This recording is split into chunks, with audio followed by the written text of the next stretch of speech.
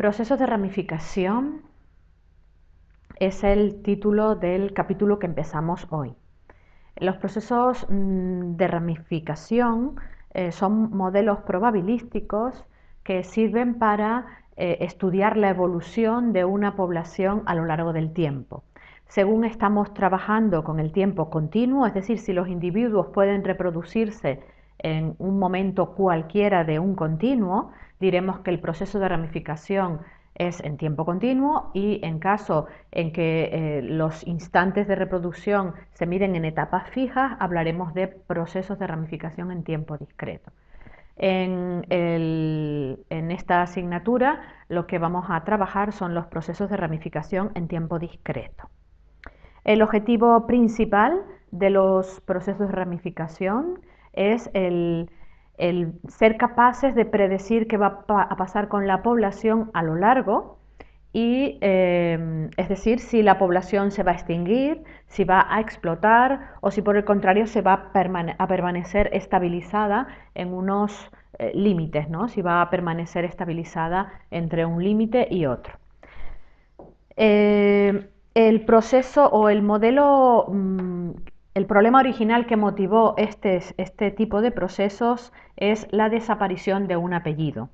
Esto fue inicialmente trabajado por Galton en los años 1892 a 1911, y Galton en una revista Educational Times en 1873, se escribe así, Educational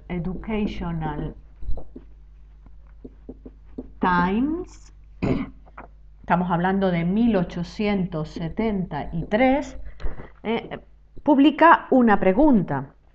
La pregunta es: ¿cuál es la probabilidad de que una línea masculina haya desaparecido tras n generaciones? Y con mayor generalidad, ¿cuál es la probabilidad de tener un número dado de varones al cabo de un número determinado de generaciones? En 1873 también es Watson. Esto fue la pregunta, la planteó Galton, y la respuesta la dio Watson también en el mismo año. Él demostró que la solución, o sea, la probabilidad de extinción, a la que llamó A, esta A es la probabilidad de extinción, y demostró que la probabilidad de extinción tenía que verificar esta ecuación: A igual a G de A, donde G era la función generatriz de probabilidades de la variable aleatoria que mide la reproducción de esa población o de esa generación. Esto se aceptó como una respuesta válida. Además, él determinó que la solución de esta ecuación era 1, que era la solución a esta ecuación, con lo cual la probabilidad de extinción se tomó por 1. Esta solución se aceptó como válida desde el año 1873 hasta el año 1930, en que Stephenson, J.F. Stephenson, se da cuenta de que esto que dice Watson es verdad, pero que esta no es la única solución que tiene esta ecuación, sino que hay una otra solución para esta ecuación, A menor que 1, y que en realidad hay, dependiendo de cómo sea la reproducción, la variable aleatoria reproducción de esta familia, puede ser esta probabilidad, esta puede ser la solución correcta. ¿De acuerdo? Bien, por supuesto, el nombre de proceso de ramificación básico va a contener los dos nombres de los dos padres, ¿no? Galton, Watson, o sea que vamos a llamar al proceso básico de ramificación en tiempo discreto, lo vamos a llamar proceso de ramificación en tiempo discreto. Este proceso o este tipo de procesos tiene bastantes aplicaciones, sobre todo tiene aplicaciones a especies de plantas y también de insectos, en que tienen ciclos de reproducción bien definidos, como los áfidos o como los efemerópteros. Los áfidos son pulgones, los efemerópteros son parecidos a las libélulas y son unos animales que, llegado un momento en el año, ellos se reproducen por larvas, dejan las larvas, luego fallecen, se van todos y luego pasa un tiempo y después estas larvas dan lugar a los nuevos descendientes de la población y ya no están los progenitores. ¿Okay? En este tipo de poblaciones se aplica muy bien este tipo de procesos. Hay otro ejemplo también que es el multiplicador de electrones. Es un aparato que se utiliza, sobre todo se utilizaba en los televisores antiguos y que consiste más o menos en lo siguiente.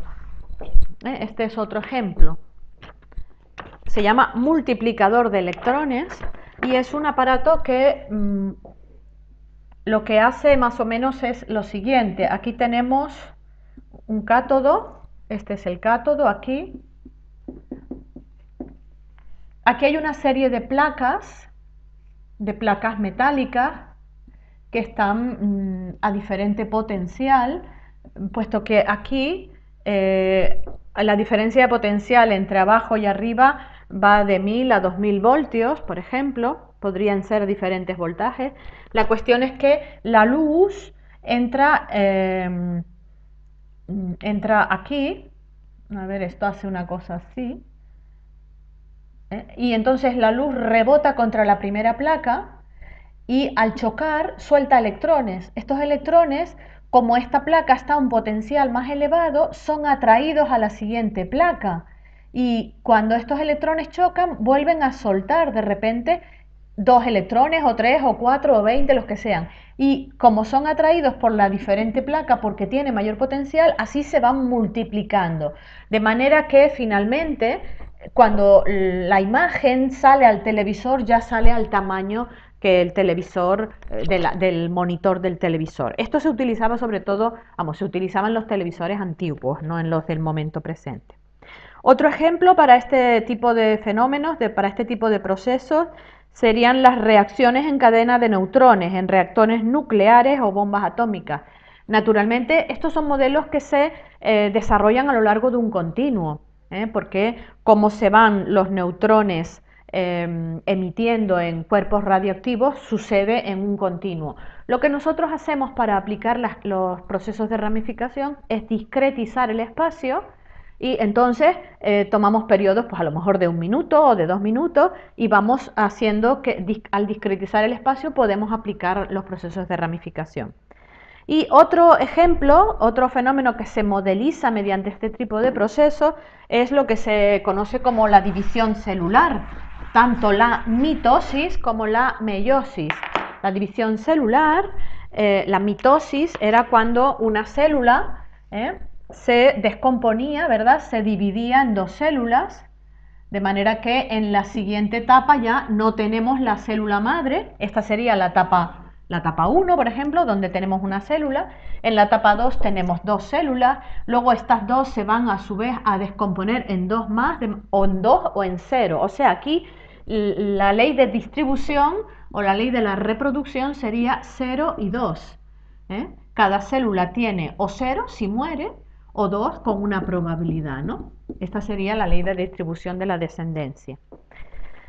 Bien, vamos a parar aquí y ahora continuamos para que los vídeos no sean muy grandes.